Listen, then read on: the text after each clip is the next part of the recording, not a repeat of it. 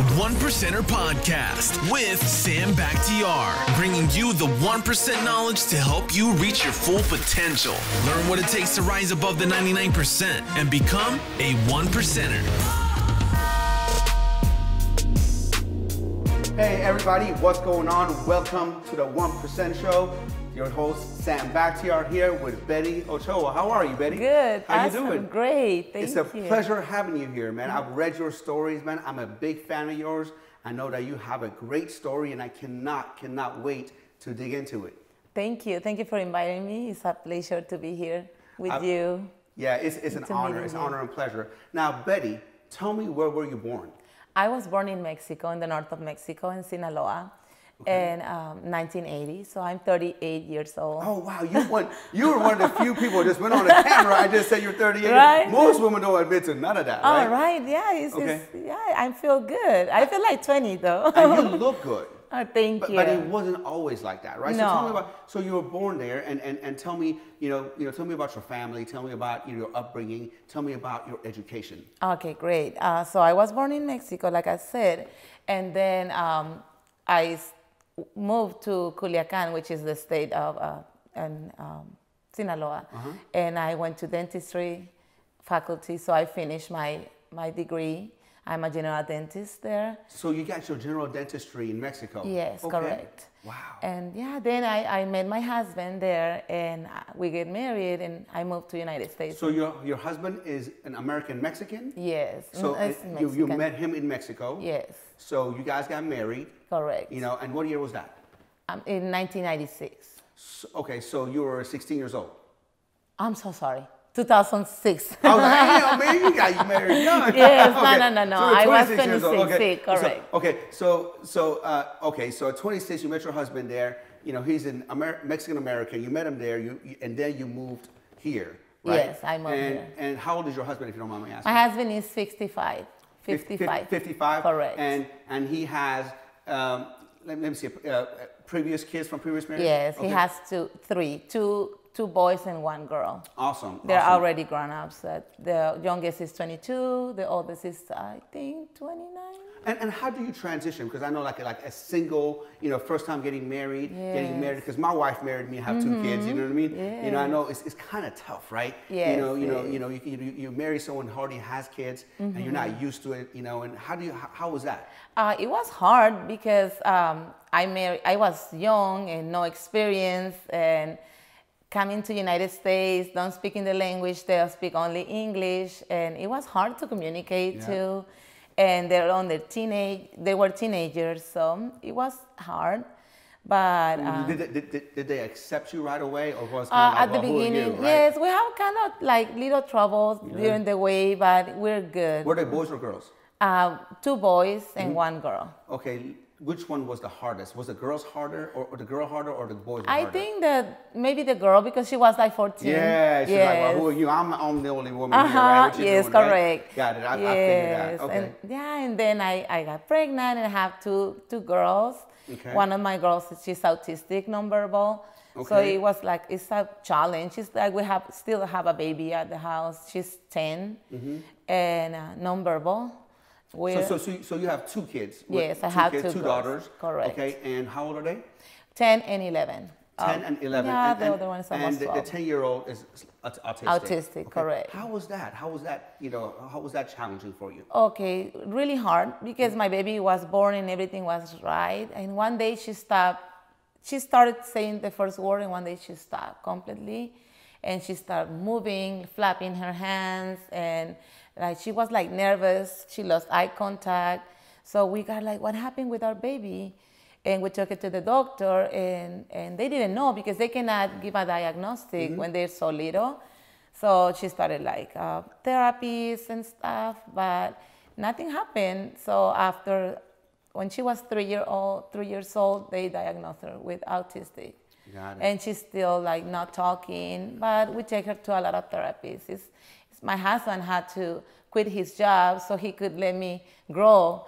So he stayed with our daughter, taking care of her, because we challenged that. To put her in a daycare, it was so hard for us because since she cannot communicate, kids can be pretty harsh at that time. Yeah, and, we have kids, at that age have no filter, no feelings. They say whatever they want to say, and somebody, with a condition like that, can be kind of like, feel real bad, right? Correct. Okay. Yeah, so we had it on a daycare, and one day we pick it up, and she was like scratches on her face. We didn't know what happened. And since then we said, this cannot be happening. We had to take care of our daughter. And my husband decided one of you or I, we had to stop doing what we're doing.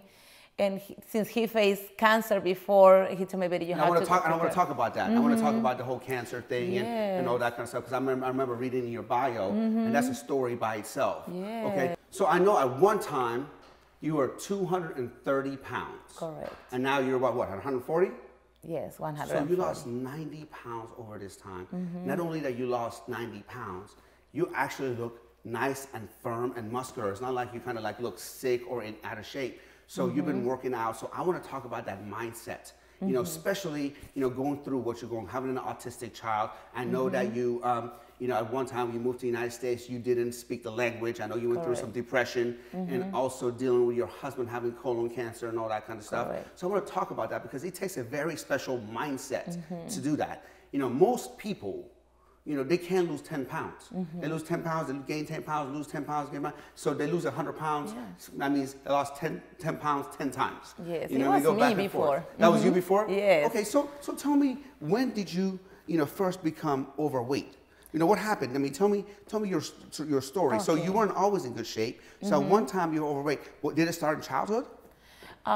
Yes, in my childhood, there was a point I was obese when I was like 8 years old. And what do you mean obese? I mean, like it obese? Was like, no, not too much, but I was overweight. So you were overweight. Overweight. And why do you think you were overweight at such a young age? Was it because at Food. that time, your parents just feed you whatever you want, or you just ate and all that kind of stuff? Yes, it was food. I think my parents used to work a lot, and we have a market, like a grocery market. So I used to be there all the time.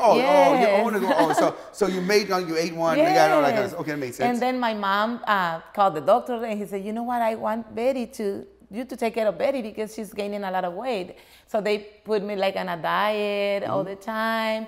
And then in my teenage, when I was a teenager, then I started taking care of myself.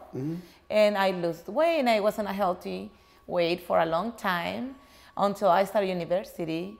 Then, all the changes, I was up and down because I was taking care of myself, but there were moments where maybe stress or you just don't think about it, and then you gain weight again, and I was up and down. So you're up and down your whole time from 8 years old till you were in university, up and down. And at some time, you were how old? 26 when you moved to America? Yes, correct. Okay, and so when you came to America, you said you didn't speak the language. No. Okay, and so you had a hard time communicating.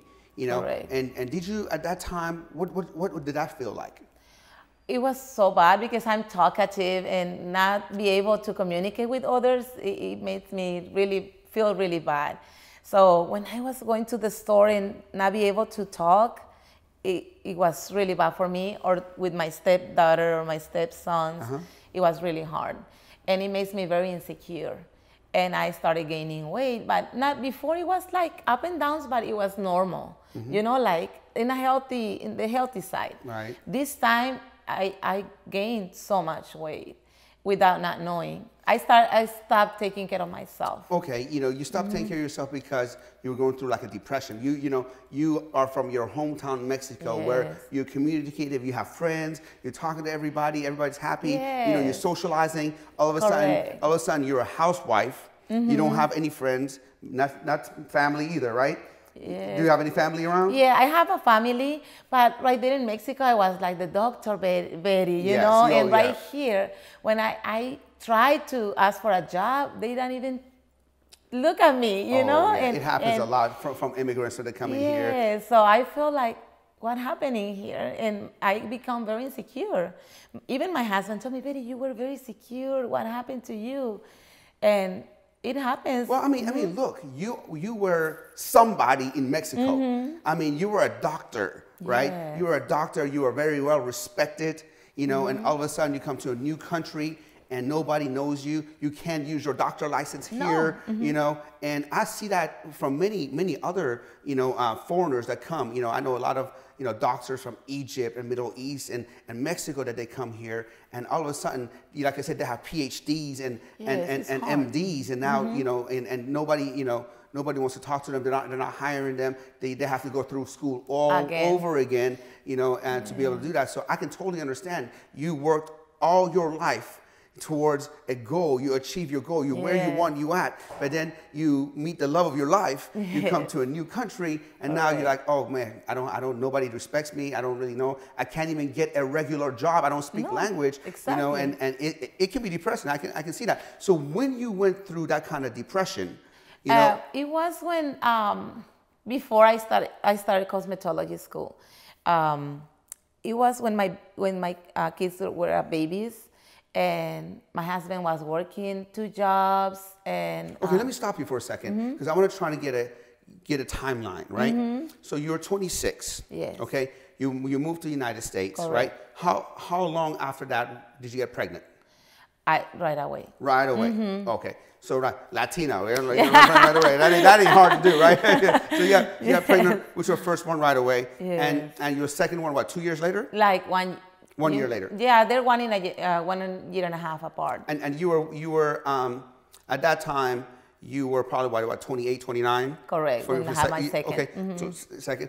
And I know, and during what time did your husband go through colon cancer? It was when I had my first baby and I was pregnant on my second. Oh wow! So you are just having this beautiful moment. You're having a baby, and now your husband got hit with a colon cancer. What did that do to the family life? What did that do to his career?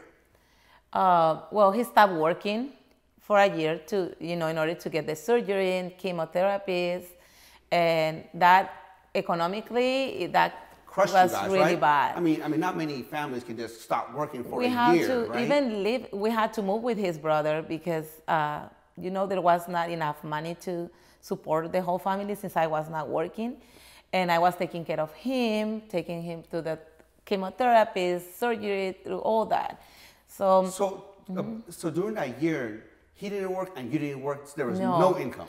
Was income from his job, like. Oh yeah, but it's a little bit. But yeah, just a little bit. That disability income, correct. Right? But that's it. I mean, disability income is like $1,500 a month. What you can't even, you can't barely eat, right? Okay, so he went through. He beat cancer, right? He went through his colon, chemotherapy. Correct. Okay, and then at what moment did you decide that you want to change of career?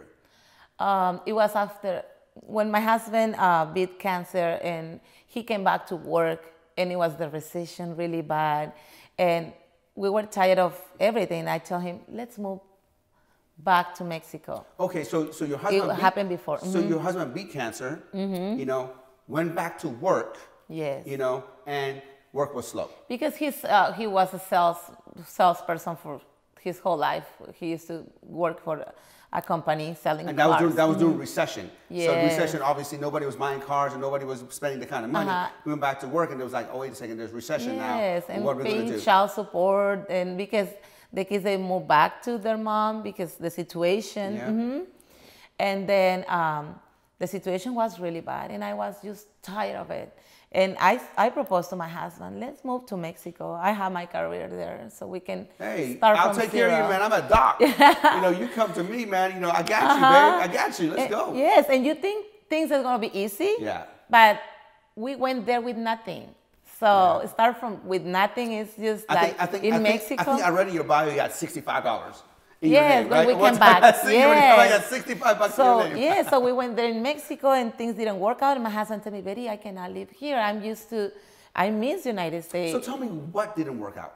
Tell me, when you back to Mexico, you thought everything was going to be great. Was it your husband was like, I wasn't feeling it? Did you go back to your dentistry? Tell me about that, because I want to know the struggles there. Okay, so just going back and start from zero, we needed money to start like a clinic or a dental office or something. So we didn't have it, and what we did, I remember I took a lot of like clothes and selling them to my friends and family. Clothes, like clothes. Okay. You took your clothes to sell to your family. Yes, we were selling and trying to make some money. You were hustling. You would care, right?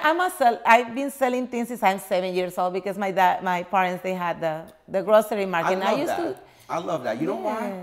Because even though you're an educated woman, you never let your pride get in the way. No. You were willing to do whatever it took. Yes. You know, I know a lot of people, especially in my culture. In my culture, you know, the Persian culture, once you reach a certain level of status, they don't do anything below that.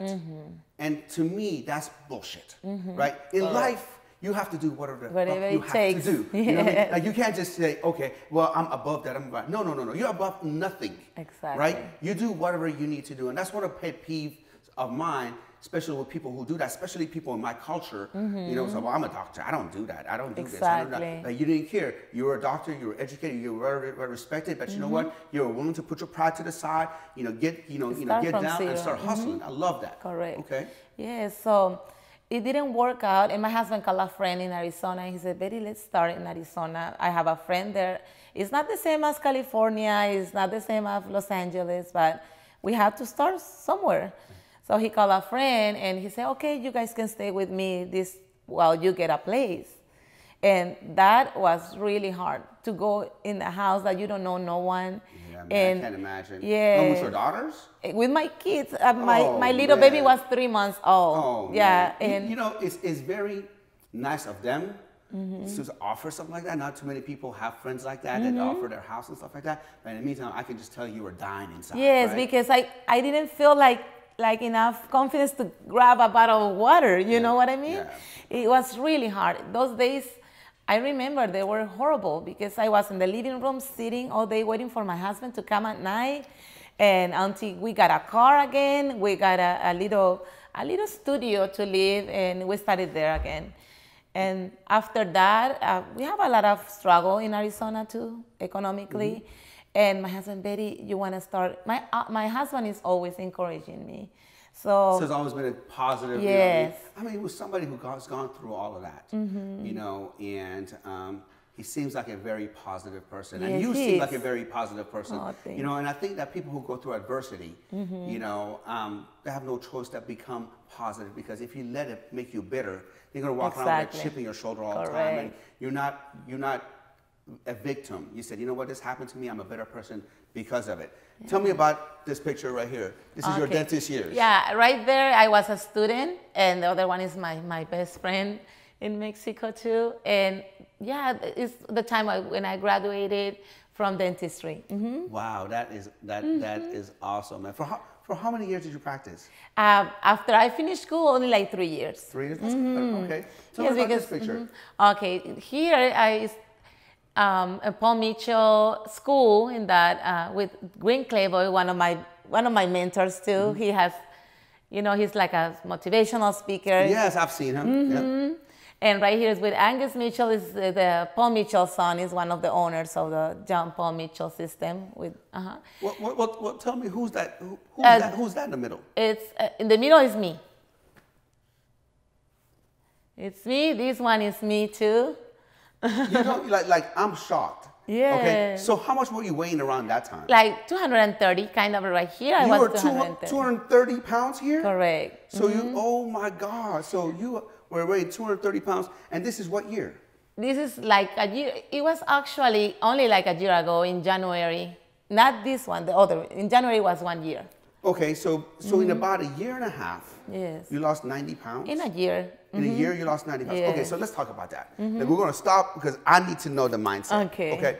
So you struggle with your weight, you know, ever since you were 8 years old. You were up, down, up, down, up, down. You probably tried this and tried that. You went up, you went down, all that kind of stuff. And a year ago, you were 230 pounds. You had 90 pounds on you. Now you are 140 pounds sitting in front of me, okay? And I know you went to one of our camps, and I'm not here to talk about the camps, and we all know the camp is a great system and it works and all that kind of stuff. But I really want to know is this: what all of a sudden clicked in your mind that said, you know what, F it. I'm tired of going up and down. I'm tired of being fat. I'm tired of being overweight. You know, I need to do something about it, and this is it. You know, so what clicked? There has to be a moment in time that something just said, you know what, I'm done. Okay. Always, I used to say that I was happy with myself, and I tried to accept myself. You faked it. But since at the moment that you try to hide your body, it's because you're not happy with it, Yeah, right? A lot of people fake it. Oh, I'm happy with myself. I'm happy with myself. But yet, you know, they don't go out, you know, to parties. They don't have the barbecues. They don't want to do anything like that. And you have to be honest with yourself. You know what I mean? You're hiding the pictures behind people. And when I used to go to my town, I stayed home. Nobody can see me, right? So basically, health issues too, because my knees started hurting, my arms. Well, you carry 90 pounds. Carry 90 pounds now and see how you feel. You know what I mean? You won't be able to go up the steps. Exactly. You know what I mean? And I'm a hairdresser now, and I was standing up for a long time, and I couldn't walk next day after work, and I was tired of it. And also at my job, at my salon, I have a hair salon in Downey, and my partner, she said, let's do a challenge. Let's do a challenge here at the salon. And everyone signed in for the challenge, and I said, I don't know. Okay, let's do it. Just because I was the biggest at the salon, I said I had to do it, like, you know.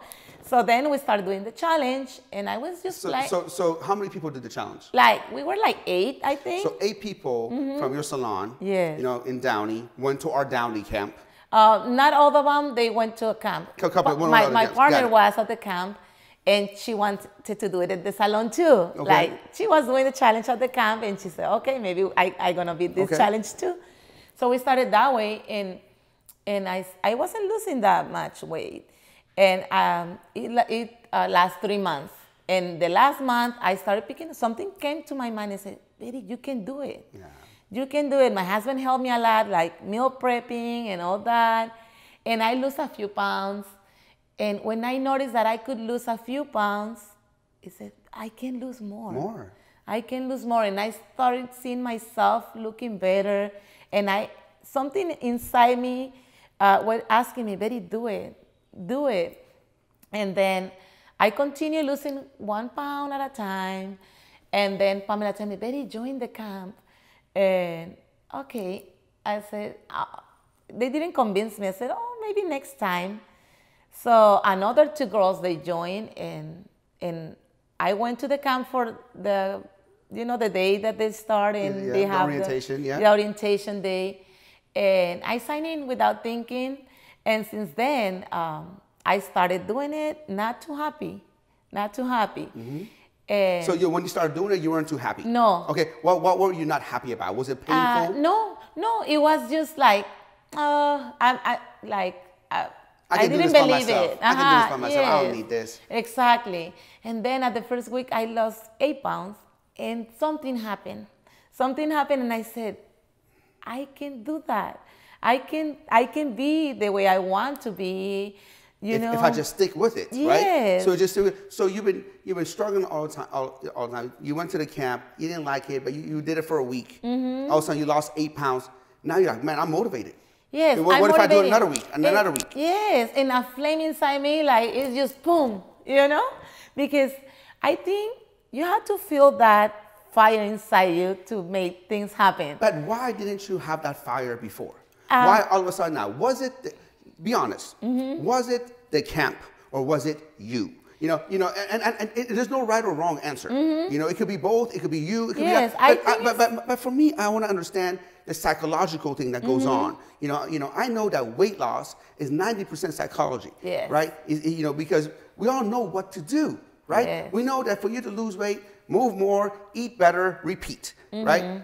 Even though we know what to do, we do it and then we self-sabotage and we stop and, all that kind of stuff. And was it because you got some good initial results and then you're like, oh my God, I lost 8 pounds, so good? Or was it like, oh man, you know what, I never want to be overweight again? Or was it like, man, this is a great program, I want to, keep going? I think it's both parts, because I wanted that change. I feel like I needed that change. But you wanted that change before. You know what I mean? You know, it's not the first time you wanted to change, right? You know, this time the emotion was stronger. Yeah. You know, maybe because you have your own salon, your back was hurting. Maybe you're in a beauty business. I don't know, but emotions have to be strong for you to be able to move things. I think also it's because you start succeeding in other areas of your life, and that one was missing. So you start looking at all areas of life. And you have your own salon. Here. You started making money. You know, your family life is finally looking good. Everything's looking good. Now the only thing that's missing is your health. Yes. Right? You know, and now I gotta take care of that. Yes. Because you put yourself in the back burner. Yeah. You know, here's what I see happening all the time. Betty, here's what I see happening all the time. And this is exactly why the camp was created. You know, the camp wasn't created for, you know, the 20-year-olds or 18-year-olds or people who want to like run faster, lift heavier, you know, and jump higher. That's CrossFit. You know, that's what they do. They're performance based.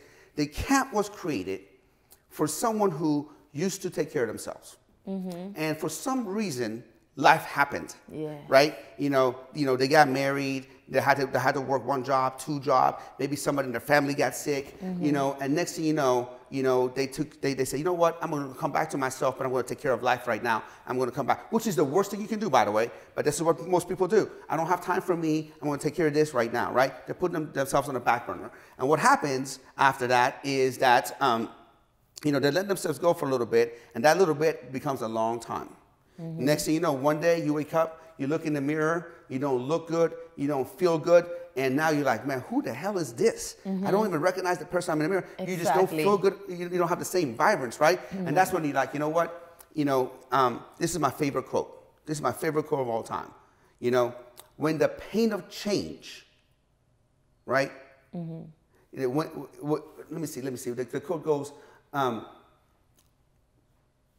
when the pain of change, the quote goes like, when the pain of staying the same is greater than the pain of change, then change happens. See, most people, they don't like to change because it's painful to do things differently. It's painful. But there comes a time when it's more painful to stay where you're at. Exactly. You know, usually like people don't go to the camp because, oh, I don't want to be sore. I don't want to eat, you know, clean food all the time. I don't want to drink a gallon of water. You know, I don't want to do all that, this and that. But then one day they wake up, you know what? I don't mind. I'll do that if I need to get there because I don't want to be here. You know what I mean? And I think that's what happened to you. You know, you're like, you know, you got sick and tired of being sick and tired. You get sick and tired of your back hurting. You get sick and tired of just not feeling good, not having the energy. You're like, you know, and you know, you get sick and tired of not trying to be in the pictures and not feeling good about it, and hiding from the world. You know, and now you're like, you know what? I'm going to do whatever it takes. Exactly. And did you did 5 challenges. 5 challenges. You did like 3 20-pound challenges? Correct. And 2. And then 3 hard body challenges. Yes. And you absolutely crushed it. Absolutely crushed it. Now, for those people who are watching you right now, you know, because the whole purpose of this podcast is to inspire people to become the best version of themselves. For me, 1% talks about becoming the best version of yourself in 5 areas of life, which is faith, family, fitness, finance, and fun. Right? Remember, you talked about that one part was missing. To me, if you want to have a complete fulfillment, you have to master those 5 areas of life. And you mastered 4, right? Correct. And then you have to come back and finish the 5th. For you, the 5th was you because you put yourself on the back burner. So what is your advice for people who are been like you? They've been depressed. They're putting themselves on the back burner. They had tragedies happening to them, you know, and, you know, they struggle with their weight. You know, they struggle with insecurity. You know, what do you advise to them? How can they overcome self-sabotage, self-doubt? You know, talking down to themselves. How do you encourage that? Because I can talk all about it, you know, but for someone who have been there, done that, I want them to take it from you. I want you to inspire them to move, inspire them to change. What should they do? First of all, I think visualize how you want to yourself. Yes. How you want to be. Visualize yourself in that position already, and I think that was a big part on this. So when you were getting in shape and wanting to get in shape, you visualize it, right? Correct. And you said visualization is a huge part of your everyday routine. Do you do that with, money? Do you do that with family? You do all the vacations and all that kind of stuff. Do you have a vision board? Do you have that? I've done it before. You've done it before? I haven't done it recently, but I've done it before, and it works. I know my wife.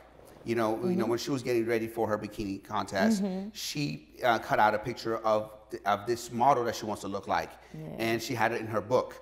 And I thought about doing something like that for myself. Then I was like, oh my God, man, I'm going to look really gay, man, with a picture of a guy on my book. That's not going to look for her. But did you do anything like that? Did you have like, oh my God, I would like to look like her? In my phone too, I have pictures, and I used to send it to the group of the girls. I said, we're going to be like this by this time. Yes. Love it. So visualization is number one. What's number two? And I think the commitment to yourself that you're going to complete something, like not procrastinating, and start today. Don't wait for tomorrow, because there's always going to be tomorrow. So I don't think a lot of people have a tough time with the commitment. Here's what I see. Like I start now. I know the procrastination is huge, right? A lot of people commit, right? But then a week into it, they're not committed. 2 weeks into it, they're not committed, right? Okay. How do you overcome that part of it? I think surrounding myself too with people who want to lift me up. Yes. I mean, look, I think a huge part of your success, whether you know it or not, is that you had people with a salon do it. So you had a group to support. You guys all supported each other. Right. And when it comes to weight loss, believe it or not, like we know how to lose weight, eat better and move more. We know that, right? But the number one factor in weight loss is a support system. Correct. And you just nailed it. And a big part of your support system was the salon and also the camp, because everybody has one goal. Everybody has 6 weeks. Everybody has one mission. Everybody is there to do one thing, right? Okay, I'm so glad that you touched on that. Okay, so support system. You surround yourself with people who want to do what you're doing, support what you're doing. Better than you. Now let me ask you something. What? Won't you tell me the rest of it? Now I want to ask you something else. Go ahead. So number 3, support system. What's number 4? Do you have anything else? I mean, not really. I mean, continue.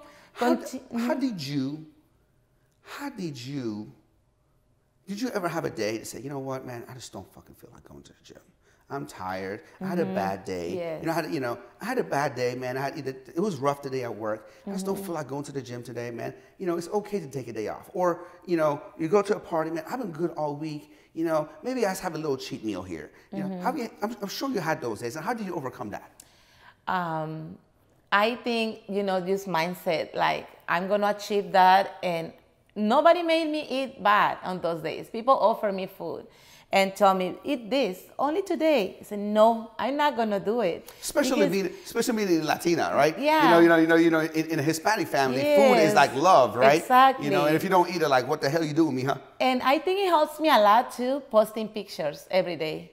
I was posting pictures, taking selfie. I even famous at the camp because I tell selfies all the time and say, "Betty, take a picture." And I think it's a commitment you do with your people who's watching you. And I think that's a big part too, because you want to do better next day and you want to do better every time.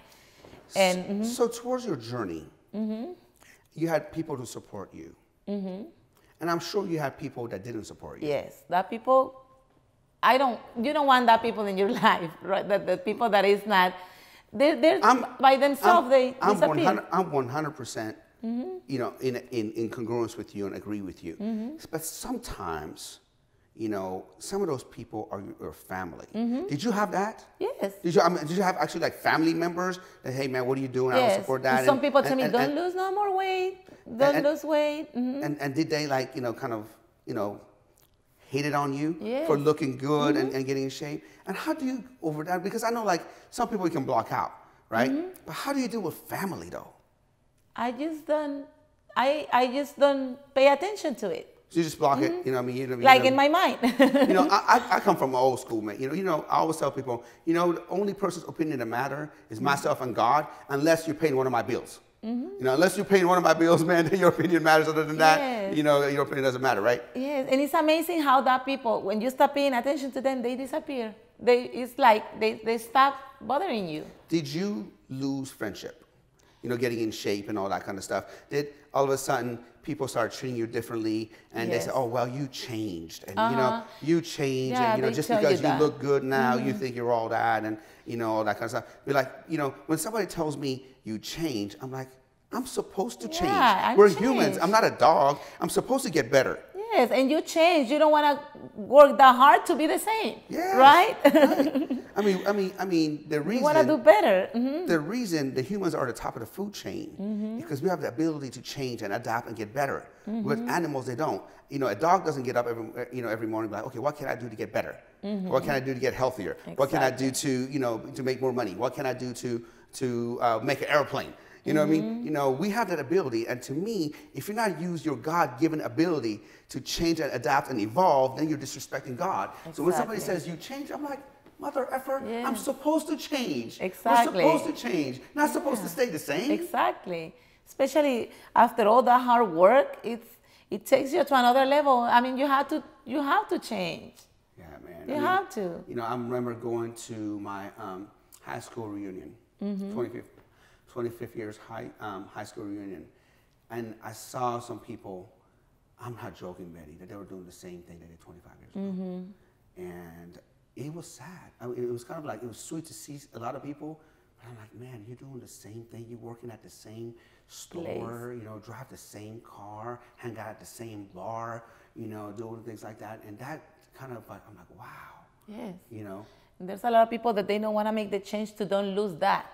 Yes. Because they're afraid to lose a little bit. Because they don't think that they can gain more, a lot of more than that.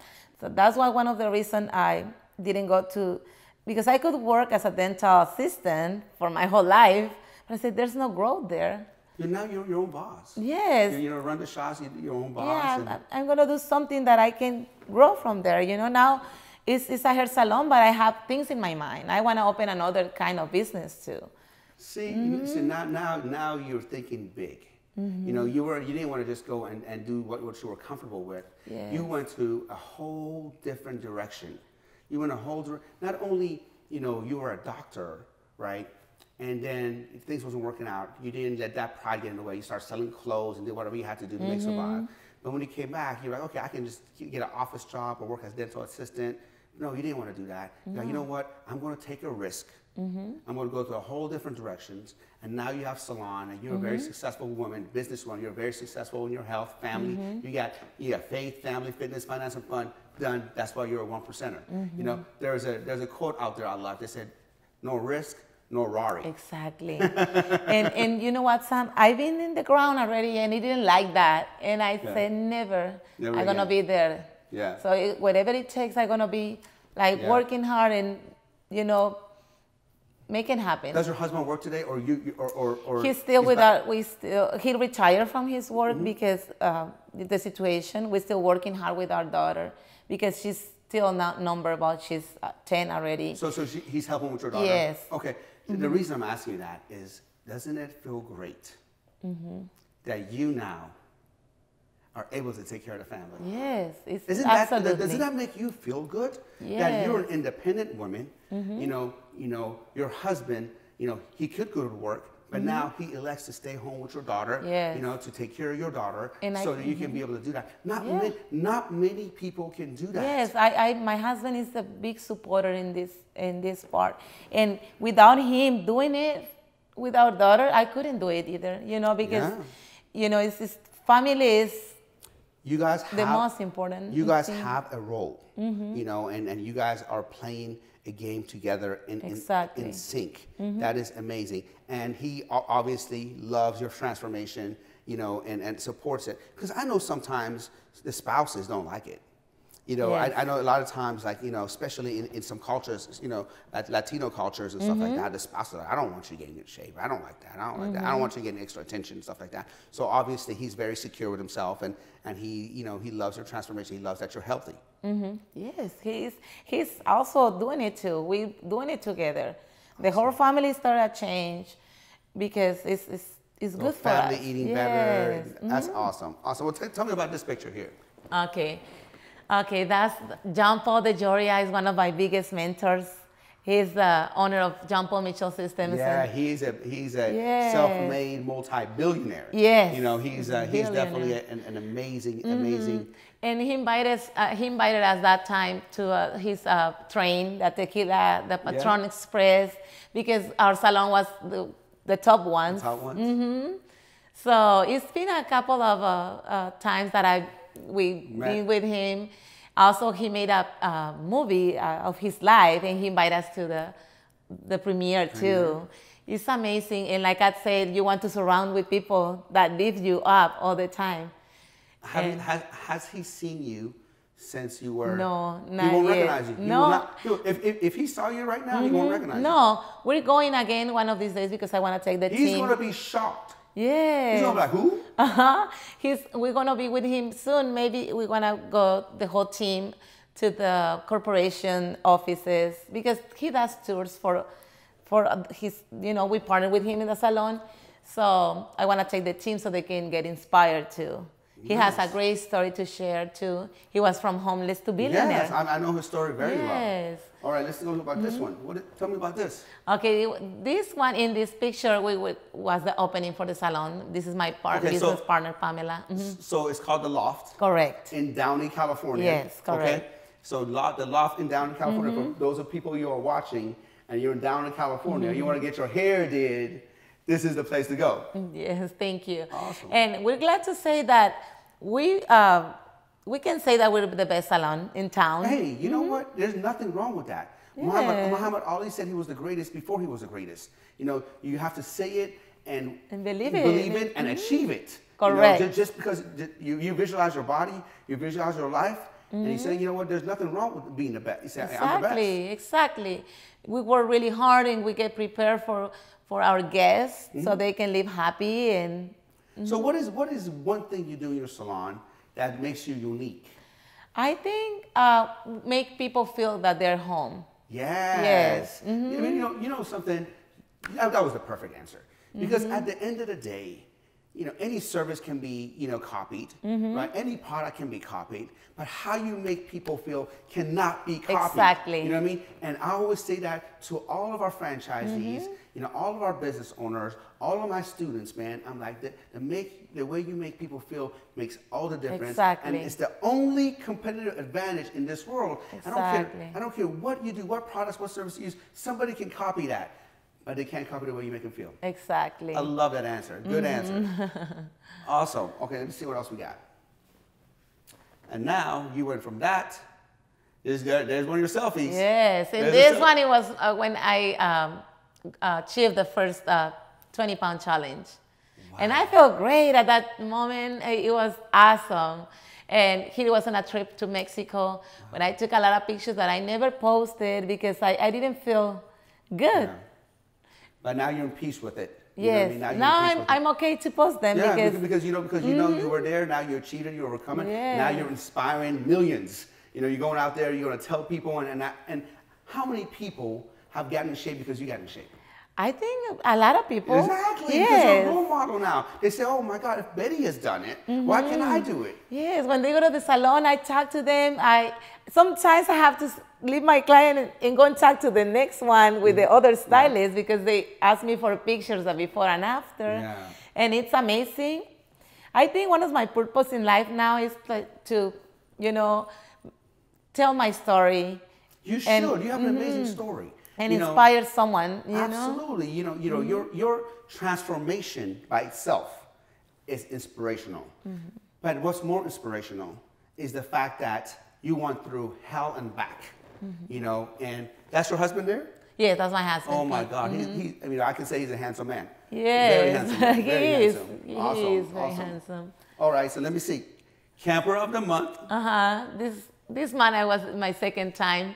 They started doing it a couple months ago, and this is the second time I got the camper of the month. Love it. Love it. Wow, look at this. Look. Oh! I see abs there? Yeah, I have. Oh! I have man, look at those guns, baby. Oh. Yes, it's I feel really good. You know, not only you look good, but from the left picture to the right picture, you look 20 years younger. Yes. Yeah, you look 20 years younger. You know what I mean? Did 10 years ago, 5 years ago, did you ever thought you looked like this? Not at that moment. Yeah. No. Yeah, because you didn't believe it. No, and not only that, I used to say, okay, I'm going to die like this. I gave up on myself at that time. It was sad, but it was true. I even didn't care about my skin, my hair, and then now I'm like catching up, you know, like. You know something, you just said something I want to touch on. So, you know, in life, sometimes we'll go through stuff, right? We all go through it, right? When we give up on ourselves, you know, we like kind of down and out and do that, right? And that's okay. That's okay, as long as it's just a little bit of time. You know, then we pick ourselves back up. Yeah. And just like you did and go down. Here's one thing I don't understand, and here's my biggest fucking pet peeve in the world, right? You know what my biggest pet peeve in the world is? Let me tell you one of the biggest pet peeves in the world. A man or a woman who's dressed up to the tilt, has a nice expensive watch, designer purse, drives a nice car, but the health is shit. Now that I don't understand. When somebody like that comes in my office, and when I used to work in the gym, and they wanted to sign up, and all of a sudden they're like, oh my God, how much? $147 a month? You know, I'm like, are you serious? You have $10,000 in your thing, and you have, $80,000 car, and you put premium fuel in your car, but you put junk in your body. I'm like, what the hell is wrong with you? Exactly. You know what I mean? I literally used to kick him out of the office. I'm like, you know what? You need mental help. If you think that, your jewelry, your nails are perfect, your hair is perfect, shoes, designer things and all that kind of stuff, but your health looks like, you got your priorities messed up. I'm sorry, I can't even talk to you. Well, until you get your priorities straight, man, you know what I mean? I can't even do anything. Exactly. That's my pet peeve when you said that. So I can see when, you kind of give up on yourself, okay, well, you're not doing anything, but I can't see when you just, you have everything else dialed in, but you just not wanting to do that. And how can you say that you're successful if you're missing the most important part, right? People always say, Sam, why you have it faith, family, fitness, finance, fun? Why is fitness before finance? I'm like, let me ask you a question. Do you rather be a millionaire but have bad health? No. Or would you rather be poor and have good health? Pick. Yeah. Pick. Good health. I'll take good health. Because you know what? With my good health, I'm going to go out there and I'm going to make my millions. Exactly. And achieve everything. But with bad health, you cannot do anything. 100%. Tell me about this picture. Okay. So this picture. Oh, this is your girl. Yes. Look, even my husband lost a lot of weight, as you can tell. Oh, yeah. Yes. So it was in Arizona where we're having like struggle economically, financially, and in all areas, and then the middle is at the salon, like you can tell I'm up the right, and the salon working perfectly, and we've been blessed since day one. Well, you've been blessed, but you did the work. Yes. God doesn't bless anyone that doesn't put in the work. You know what I mean? Yes. So God only blesses people who are willing to put the work, and you put in the work. So I'm so proud of you. And all right. So I'm going to end with this.